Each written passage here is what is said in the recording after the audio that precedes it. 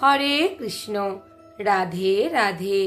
শ্রীমদ্ ভাগবত গীতা পাঠ, দ্বিতীয় অধ্যায়, সাংখ্যযোগ। ওং নমো ভগবতে বাসুদেবায়। ওং নমো ভগবতে বাসুদেবায়। ওং নমো ভগবতে বাসুদেবায়। শ্লোক 59। বিষয়া বিনিবর্তন্তে নিরাহারস্য দেহিনঃ রসবর্জম রস অপি অস্য পরম দৃষ্টা নিবর্ততে। অনুবাদ: দেহ বিশিষ্ট জীব ইন্দ্রসুখ ভোগ থেকে নিবৃত্ত হতে পারে, কিন্তু তবুও ইন্দ্রসুখ ভোগের আসক্তি থেকে যায়। কিন্তু উচ্চতর স্বাদ আস্বাদন করার ফলে তিনি সেই বিষয় তৃষ্ণা থেকে চিরতরে নিবৃত্ত হন। তাৎপর্য: অপ্রাকৃত স্তরে অধিষ্ঠিত না হলে মানুষ ইন্দ্রসুখ ভোগ পরিত্যাগ করতে পারে না।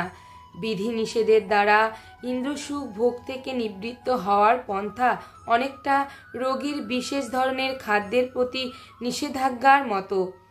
রোগী সাধারণত এই সমস্ত বিধিনিষেধ মানতে চায় না এবং তার রোগের জন্য এই সমস্ত খাদ্যদ্রব্য খেতে সাময়িকভাবে বিরত থাকলেও তার খাওয়ার লালসা কোনো অংশে কমে না।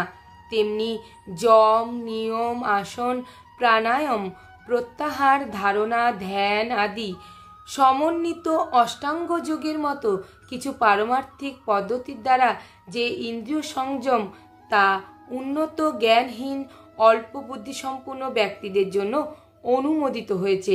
কিন্তু যিনি কৃষ্ণ ভাবনায় প্রগতি সাধনের মাধ্যমে ভগবান শ্রীকৃষ্ণের কন্দর্প কোটি কমনীয় রূপকে উপলব্ধি করতে পেরেছেন, তার আর নিষ্প্রাণ জড় বস্তুর প্রতি কোনো রকম রুচি থাকে না।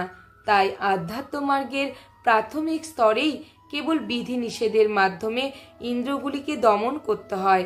কিন্তু কৃষ্ণ ভাবনায় যতক্ষণ রুচি না হয় ততক্ষণ এই বিধিনিষেধ মঙ্গলজনক হয়। যখন কেউ প্রকৃতপক্ষে কৃষ্ণ ভাবনায় অধিষ্ঠিত হন, তখন তিনি আপনা থেকেই ইতর বস্তুর প্রতি তার রুচি হারিয়ে ফেলেন। হরে কৃষ্ণ। জয় গীতা।